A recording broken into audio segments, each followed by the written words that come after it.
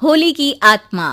बचपन से शहर में रहने वाला मनोज इस साल होली की छुट्टियों में अपने गांव दुर्गापुर वापस आता है, जहां उसे देख पूरा गांव खुशी से झूम उठता है।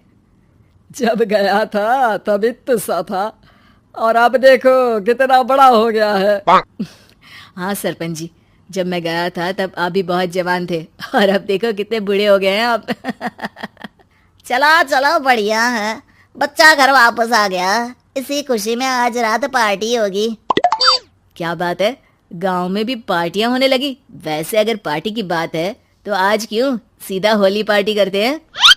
होली पार्टी की बात सुन चहल पहल में अचानक सन्नाटा छा जाता है, जिसे देख मनोज को कुछ अजीब लगता है, लेकिन तभी सरपंच बात पलट देता है। अब बहुत देर हो गई, चलो सब अपने घर चलो, पार्टी के बारे में कल सोचेंगे। मनोज भी मम्मी पापा के साथ घर आ जाता है, पर होली पार्टी और उस पर पूरे गांव की खामोशी वाली बात अभी तक उसके जहन से निकलती नहीं। पापा, होली पार्टी की बात पर सब चुप क्यों हो गए थे? अरे होगी उनकी कोई अपनी बात, मुझे गांव की पंचायत ही थोड़ी पता है। थक गया हूँ, चलो सो जाते हैं, कल बात करते हैं। पापा की बात मानते हुए मनोज भी सोने चला जाता है। आज तो छुपा लिया, लेकिन हफ्ते बाद जब होली का दिन आएगा तब इसे कैसे रोकोगे? अगली सुबह सूरज के साथ ही मनोज भी गांव घूमने निकल जाता है, जिस पर रास्ते में उसे अपनी ही उम्र के कुछ लड़के भी मिलते हैं, जिनसे दोस्ती कर अब वो उनके साथ घूमने लगता है। इसी तरह कुछ दिन बीत जाते हैं और होली नजदीक आने लगती है। दोस्तों, होली में 4 दिन ही बचे हैं, पर गांव में उसकी कोई तैयारियां क्यों नहीं दिख रही? क्योंकि यहाँ होली नहीं मनाई जाती। अरे पर ऐसा क्यों? वो राजा भूषण। अरे तुम 4 दिन के लिए आए हो, क्या इतना सोच रहे हो? चलो कुछ खाने चलते हैं। इसी के साथ एक बार फिर होली की बात को टलते हुए देख मनोज को शक होने लगता है। वो घर पहुंचते ही इंटरनेट पर अपने गांव और राजा भूषण के बारे में जानकारी निकालने लगता है। क्या? मुझे आज तक ये नहीं पता था। ऐसा कैसे? किसी ने मुझे कुछ बताया क्यों नहीं? सारी जानकारी लेने के बाद मनोज गांव वालों या अपने मम्मी पापा से कुछ पूछे बिना खुद ही उसकी सच्चाई के बारे में छानबीन करने लगता है, जिसके चलते वो राजा भूषण की हवेली में पहुंचता है। वाह, क्या हवेली है यार। पर क्या यहाँ सच में कोई भूत है? हेलो भूत जी, कोई है क्या? हम इस साल गांव में होली सेलिब्रेट कर रहे हैं, क्या आप उस पर थोड़ा इंटरव्यू देंगे? मनोज के ऐसा बोलते ही गांव में तूफान उठ जाता है और हवेली में रखी सारी चीजें हिलने लगती है। एक अदृश्य शक्ति मनोज को धक्का देकर हवेली से बाहर निकाल दरवाजा बंद कर लेती है। ये सब देख मनोज हैरान रह जाता है। क्या अभी मुझे हवा ने धक्का देकर बाहर निकाल दिया? मेरे होते हुए इस गांव में कभी होली नहीं बन सकती, इसलिए दोबारा ऐसी कोशिश भी मत करना, अंजाम बुरा होगा।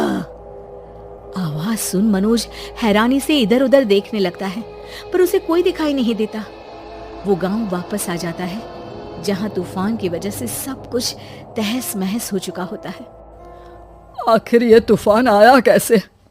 ना ऐसा कोई मौसम था और ना ही हमने होली का त्योहार मनाने की बात की थी। सरपंच की बात पर कोई रिएक्शन दिए बिना मनोज चुपचाप अपने घर चला जाता है। इस तरह देखते ही देखते होली का दिन भी आ जाता है और मनोज रंग लेकर गांव में निकल जाता है, लेकिन गांव पूरी तरह खाली होता है। अरे त्योहार का दिन है, धूमधाम की जगह मातम क्यों मनाया हुआ है? मनोज की आवाज सुन सब अपने घर की खिड़कियां खोल के घर के अंदर से ही उसे वापस जाने के लिए कहने लगते हैं, पर वो किसी की नहीं सुनता। तुझे पहले भी समझाया था, अगर होली खेलने की कोशिश भी की तो अच्छा नहीं होगा। अरे बात मान लो बेटा, तुम्हें सच नहीं पता। मुझे सब पता है। सालों पहले इस राजा ने एक अंधविश्वास फैलाया और आप लोग आज तक उसे मानते आ रहे हो। अरे बेटा, जब तुम पैदा भी नहीं हुए थे उससे भी बहुत पहले से इस गांव पर होली का श्राप है। अगर गांव में होली का त्योहार मनाया जाता है तो प्रलय आना पक्की बात होती है। राजा भूषण इस सब में नहीं मानते थे और त्योहार मनाने लगे, जिसके चलते होली वाले ही दिन पहले उनके बेटे की और फिर उनकी मृत्यु हो गई। तभी से गांव की रक्षा के लिए उनकी आत्मा उस हवेली में रह रही है। सबकी बातें सुन मनोज उलझन में पड़ जाता है।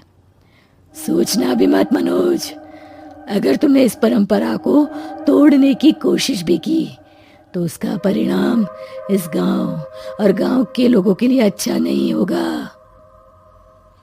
मुझे भी यकीन नहीं हो रहा कि आप लोग एक बेतुकी बात को मानकर सालों से रंगों के त्योहार को मातम की तरह मनाते आ रहे हो। मनोज किसी की कोई बात ना मानते हुए पूरे गांव में रंग बिखेर देता है, जिसके तुरंत बाद वहां तूफान के साथ बिजलियां गरजने लगती है। अचानक मौसम में ऐसा बदलाव देख जहां मनोज कंफ्यूजन में आ जाता है, वहीं गांव वाले डर से सहम जाते हैं।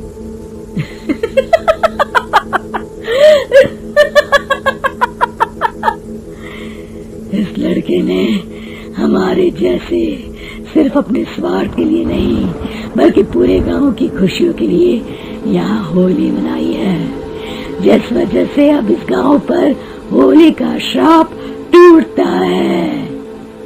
ऐसा बोलकर राजा का भूत वहां से गायब हो जाता है, जिसके बाद गांव के लोग धूमधाम से होली मनाते हैं। खुशियों के रंग गांव में बिखरे ही होते हैं कि अगली सुबह अचानक मनोज कहीं गायब हो जाता है और एक बार फिर गांव में होली का नया राज शुरू हो जाता है।